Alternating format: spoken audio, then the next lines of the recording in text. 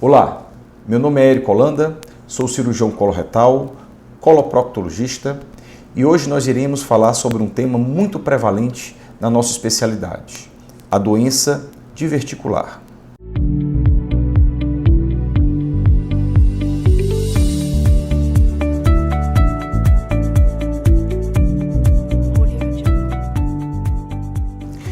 Inicialmente, algumas considerações e definições são importantes para o melhor esclarecimento dessa doença.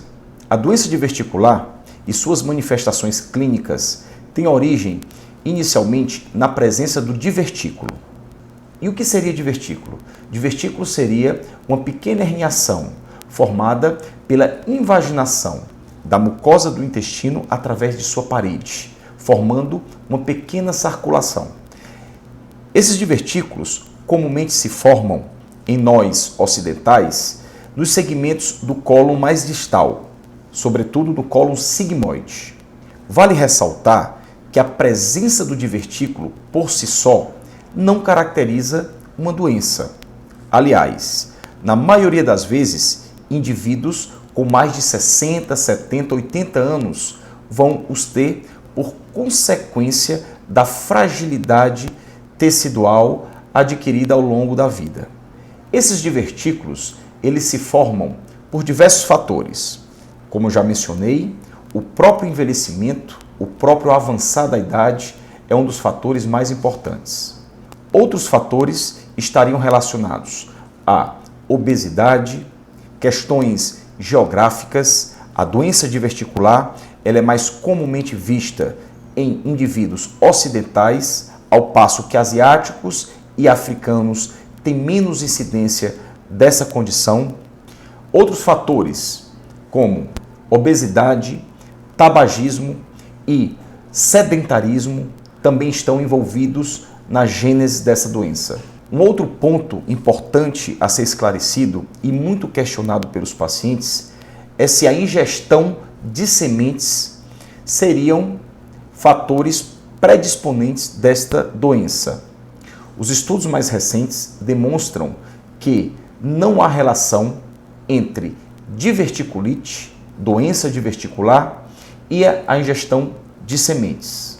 Como já falado, o fato do indivíduo ter a presença do divertículo não caracteriza obrigatoriamente a doença diverticular. Aliás, a maioria dos indivíduos que têm o divertículo jamais irão desenvolver sintomas. Em torno de 80 a 85% dos indivíduos nunca terão nenhuma queixa relacionada à presença do divertículo. Por outro lado, em torno de 10, 15 até 20% dos indivíduos que têm o divertículo, que adquirem o divertículo ao longo da vida, poderão manifestar algum sintoma relacionado à presença do divertículo. Nesse caso, nós estamos diante da doença diverticular. Basicamente, a doença diverticular, ela pode se manifestar através de duas condições. A doença diverticular pode ter como principal sintoma o sangramento. Normalmente isso acontece na doença diverticular hipotônica, quando nós temos divertículos de colo largo, ou a doença diverticular, ela pode se manifestar como forma de infecção e inflamação. Nesse caso, nós estaríamos diante da diverticulite. Vale ressaltar que a diverticulite ela é bem mais prevalente do que a manifestação clínica da doença diverticular sangrante ou hemorrágica. Quanto à diverticulite, nós observamos um espectro de sintomas relacionados à doença. Quanto às manifestações clínicas da diverticulite, nós podemos dividi-la em diverticulite complicada e não complicada. A diverticulite não complicada é a forma mais comum de apresentação. Comumente, o indivíduo ele apresenta uma dor localizada no flanco esquerdo ou na fossa ilíaca esquerda, muitas vezes associadas a febre, a uma astenia, uma moleza, uma inapetência.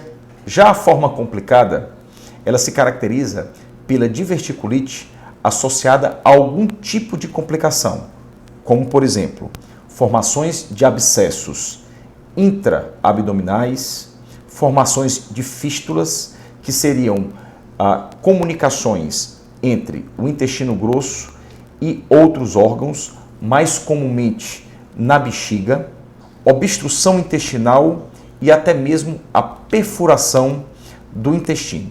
O principal exame utilizado no diagnóstico da diverticulite é a tomografia computadorizada abdominal. Esse exame terá uma sensibilidade muito importante, não só para dar o diagnóstico do processo, como também para afastar outras doenças, como, por exemplo, afecções ginecológicas, apendicite e até mesmo complicações relacionadas a tumores. Quanto ao tratamento da diverticulite, ele vai ser direcionado quanto ao nível e ao grau da doença. Na diverticulite simples, por exemplo, uma das bases do tratamento é uma dieta bem rigorosa, realizada com líquidos claros, como, por exemplo, água de coco, chá, suco, gelatina e caldo coado. Nesses casos, dietas com laticínios não são bem-vindas. Essa dieta comumente é realizada dentro das primeiras 48 e 72 horas, juntamente com o uso de antibióticos de amplo espectro e também medicações anti-inflamatórias tópicas, como, por exemplo, o uso da mesalazina. Vale ressaltar que medicações anti-inflamatórias não são indicadas no tratamento da vigência da doença diverticular por haver o risco de perfuração e complicação da mesma. Quanto ao tratamento da doença diverticular complicada, ele comumente será cirúrgico e a sua indicação e escolha será direcionada para cada caso em questão.